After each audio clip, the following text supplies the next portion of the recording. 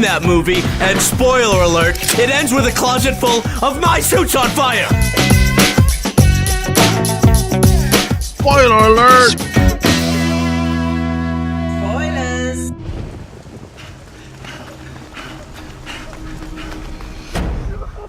Kevin? I don't know what happened.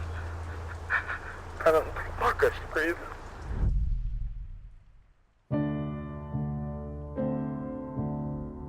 How did we get here? We had some good times, didn't we? Oh, you all lied to me.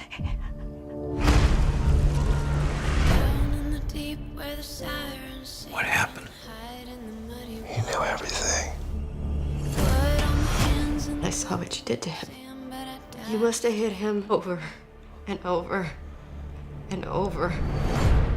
Welcome to Spoiled with Mac and Catherine, Bloodline, Season 3, Episode 3 and 4. That is correct. Yes, I'm Mac. And I'm Catherine. And we're here to pump you up. No, And every day is an adventure, says the coffee cup. says the coffee mug. And you got to believe a coffee mug. So this is your water cooler show about what we're watching, specifically the Netflix original series Bloodline, the third season, episodes 3 and 4. This is a spoilerific conversation, so if you have not seen this, you need to stop and come back and watch it or listen to it then.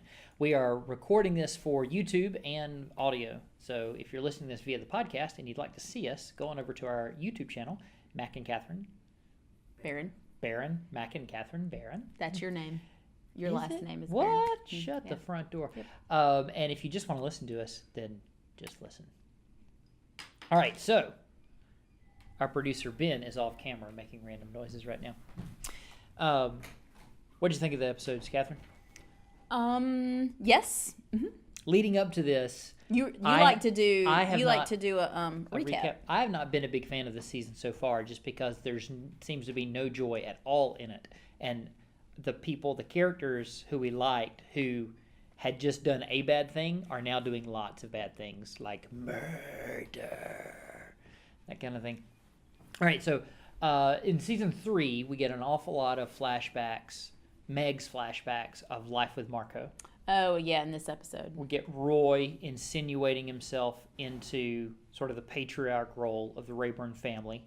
We get Sally. Is that Sally? Mm-hmm. Is that the mom? Yep. Sally pushing back against that, threatening Roy. We get Kevin. We get John trying to track down and handle Eric O'Bannon, who gets arrested, and then we have Kevin in the hospital being grilled by Aguirre. Is that his name? The sheriff. Aguirre. I'm not sure, but the sheriff. The sheriff, who is pointing out inconsistencies between what Kevin is saying and the statement Kevin gave. And Kevin is trying to stay off the opioids, but eventually gives in to them, we find out. And then John, in episode 4, John goes to speak at Marco's funeral and speaks for the department. That in episode 4, episode 5? Episode 3. That's at the very beginning of episode 4, like the first 10 minutes. Okay. And then it makes the 5-month jump. Okay. To find out what everybody's doing. And John and... what's his wife's name? Is it Abby? Diana, I believe. Diana. Okay, John and Diana are separated. John looks like crap. He's got a sexy partner that wants to bed him. Mm-hmm.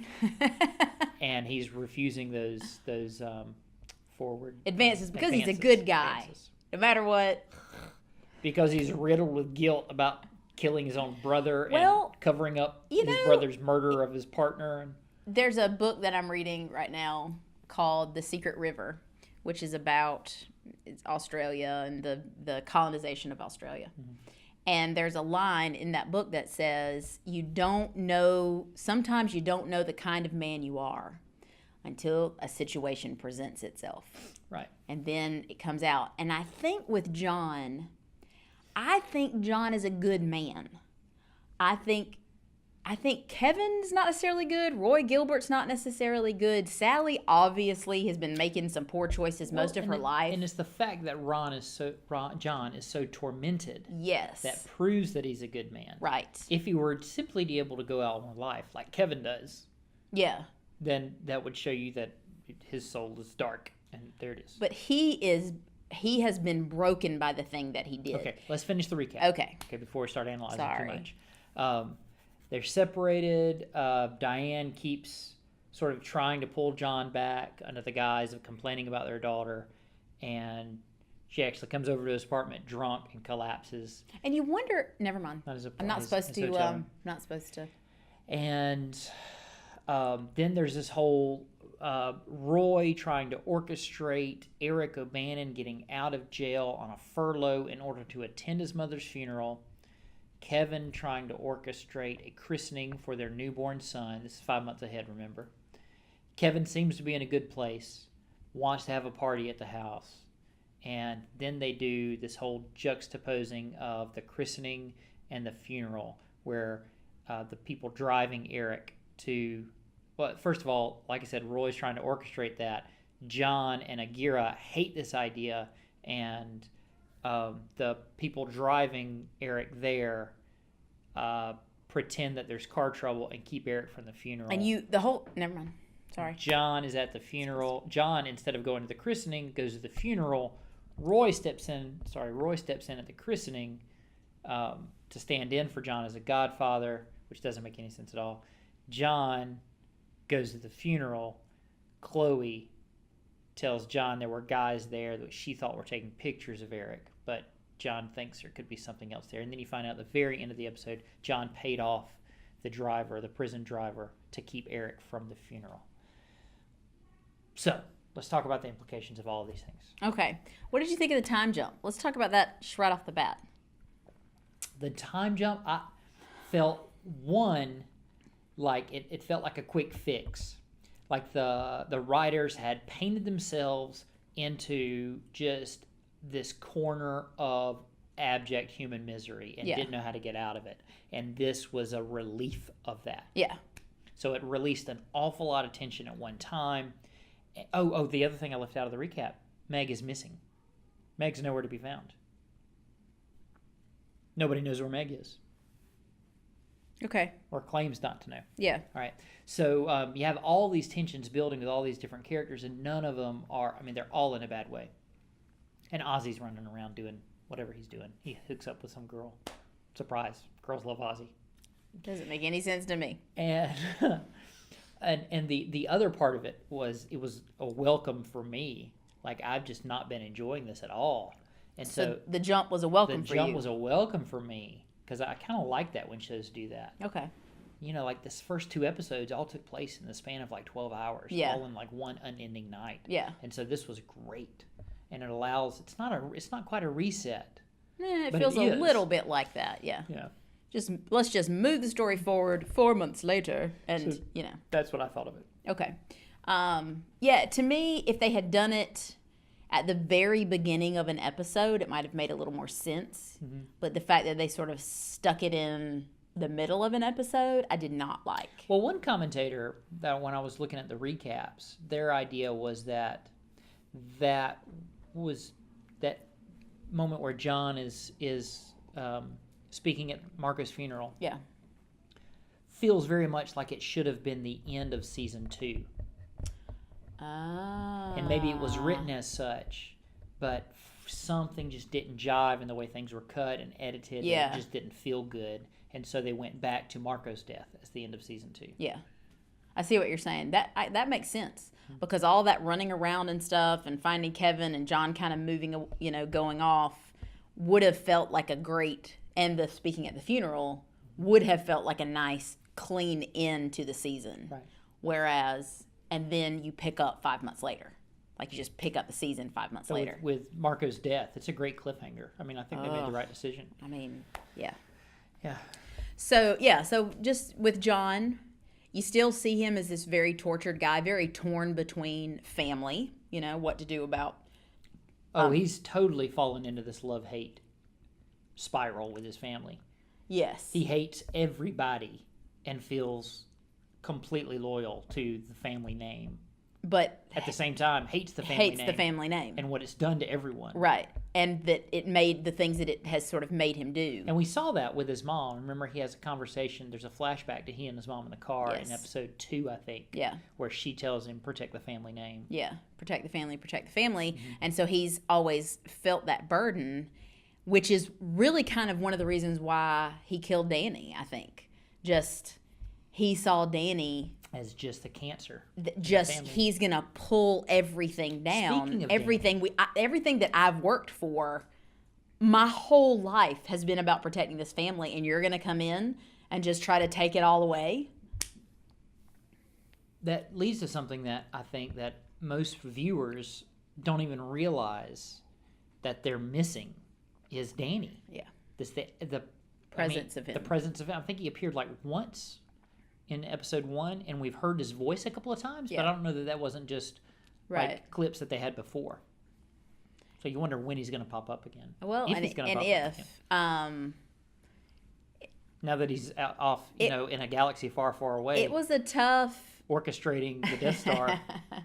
It was a tough thing killing him off the way they did, and I thought last season having him sort of be this voice in John's head so much was really good. Yeah. And you miss him this season. You really do miss that sort of... Batman has done the same thing. Remember, I was telling you in our last show, we host another podcast called Catholic in a Small Town, but we were talking about playing Batman Arkham Knight, and they do exactly the same thing with the Joker. Yeah. Bring him in and out. Yeah. So, and then Kevin, you see Kevin on the one hand, he's trying to make right. He's a new dad. He's got, of course, Kevin would have a terrible mother-in-law who drives him crazy. She is awful. She's terrible. And they play it for laughs. She finally says, well, I'm just not leaving until we get this guy christened. And Kevin and his wife look at each other and go, this Sunday? Well, when is a good day for you? Is this Sunday good? This Sunday good? Can we do it this Sunday? And you and I haven't had that experience with mother-in-laws. Right. But who just comes and stays for weeks at a time without, whose family doesn't say to them, permission? Mom, we really appreciate it. Now it's time for you to go. We need you to leave now. Yeah. We need you to go. Unless she's planning to live with me. And eventually you just put the Vera Bradley bags next to the road and call a cab. Mother, I have booked your plane ticket. We are driving to the airport today. Yeah. All right. So, and then Kevin also lives under this constant state of delusion with the Roy thing. He knows bad junk is going on at his marina that Roy now basically owns. And even his employees can't take it. Yeah. Yeah. His employees are just like, Kevin, you know what these boats are being used for. No, I don't. I know this guy's taking care of me. That's what I know. Well, and I know I didn't lose the marina because of him. Mm-hmm. I'm not in jail because of him. He's painted himself into a corner with this guy. He is not taking responsibility for his own screw-ups. He's now trying to do better, but it's just going to come back to haunt him, which is why towards the end, he goes straight for the beer in the fridge. Again, if you have a recovering alcoholic in your house, why do you got beer in the fridge? It's dumb. But I mean... You're also leaning into the mic. I am. You're leaning into the camera. I got it. So you're blowing out the levels. So, but that you see that at the very end. He gets drunk, it appears. Well, speaking of bright spots, episode 3 ended on a surprisingly ethereal ending. Remember, it was Meg in the boat. Yes. And they made this huge deal out of Meg hating boats. Yes. And with this quote from her telling Marco, we have all the time in the world, and her just out on this boat, in the sunset. Yeah. Well... And then she's gone the next episode. The implication is that after her sister died on a boat, that she then, after that... So it's not that she... just instinctively hates boats. Right. It may be that a fear sort of set in and she pushed past that. Now, they do this thing with her and Marco and painting everything sort of with her and Marco in this rosy picture. But things were not great between her and Marco in that first season. I mean, she wasn't really sure about him, as being married to him. She had an affair behind his back. So, I mean, things were not great before Marco died. Now, what did you think about the ending of over the episode 4? The juxtaposing the christening with the funeral. Well, it felt a little Godfather 3-ish. Godfather 3-ish or Godfather-ish? Godfather-ish. There you go. So there was that. But, I mean, you were the whole time wondering when John was going to show up. You wonder if writers, when they do that, like they know the audience is going to know what they're doing. And so, like on the one hand, I want to roll my eyes. And on the other hand, you just always like it. Like you always love the juxtapositioning of something having to do with this baby and this promise of new life and of innocence, juxtaposed with this awful, awful act. Well, not just that, but what you know about the people involved. They're all saying, do you reject Satan? We do. Yes, We do. We do. No, you don't. Well, he's lying. That guy's lying. Did you see that? So it's both really, really derivative, but it's used for great effect. And in this one, they build up this huge tension, and then nothing bad happens. That's true. So, like the fact that they decided to just pull that punch at the end, that's what makes it new and fresh. Okay. And so you kind of tipped your hat to them. Right, because you kept expecting Eric to get out of the van. Expecting Eric, because remember, John had the dream. Yeah, he had the dream, yeah. Where that's exactly what happened. Right. And then, so our idea is that Roy wanted Eric to be out in the open so that Roy could tie off that loose end by having him knocked off. Right. John realizes this and saves Roy's life. Saves Eric's life. And why? As opposed to taking vengeance on Eric for not by keeping him from his mother's funeral. Well, and the other question is, it's John trying to do the right thing. But why did he have Eric put in prison to begin with? Maybe he thought that would actually protect him in the long run. You know what I mean? Like he feels like in prison Eric is more protected than Eric out of prison. Maybe so. Because he feels like, remember he told Kevin, keep your mouth shut. He said, do not say anything. Let's try to get this figured out. But Kevin went ahead and said Eric's name. So he made it possible for them to find Eric. Eric's in prison. Roy could have taken care of everything, right then, by letting Eric get shot. But it appears that Eric is the one that saved him. What do you think is going to happen with Ozzy? Ozzy's this wild card. I don't know. And he killed a guy. And he keeps thinking, he's very sure that the Rayburns are responsible for everything, but he doesn't actually have any hard proof. No, he has no hard proof. And where's the kid? Where's Danny's kid? What happened to that? Oh, he's living with his mom, isn't he? I know, but they're just gone. They were this huge part of season 2. That's a foul. And you wonder if the actors, they couldn't get the actors back for season 3, and so that's why they chose to just not worry about it. Or maybe they, I don't know, had several people tell them, listen, we're not enjoying this kid thing. Yeah, but it was a big deal in season 2, him being around, and so season 3, I've got to say, up to this point, it almost feels like everybody wanted a season 3, but none of the writers really knew what to do with the storyline. Well, it's going to be really hard to make the characters redeemable and likable. Yeah. And that the likability is a huge deal. You have to like the characters, and right now, you don't really like any of them. Well, and we've had people say, you might not want to watch to the end. I've heard a couple of people say that, but we're gonna watch to the end. We will see the ending and see how it all plays out. If we were not doing this show right now, would you stop spoiled, watching it? I would leave it because there's no joy in it. There's nothing. I know, but don't you, just for the sake of knowing where the characters are going to go? I could read a recap. It would take me about 15 minutes, and then I would know. As opposed to we're on episode 4, the next 6 hours of my life. Yeah, well, I would probably finish it. Plus all the time we're going to use for this. For you people. That's who we do it for. So thank you for spending the time with us. If you would like to listen to our other podcast, Catholic in a Small Town, you can find that at iTunes or wherever you get podcasts. And until next time, please let us hear from you. Spoiled at macandcatherine.com. And until next time, go and get spoiled. Spoilers? Get spoiled. Go and get spoiled. Doesn't sound as dirty.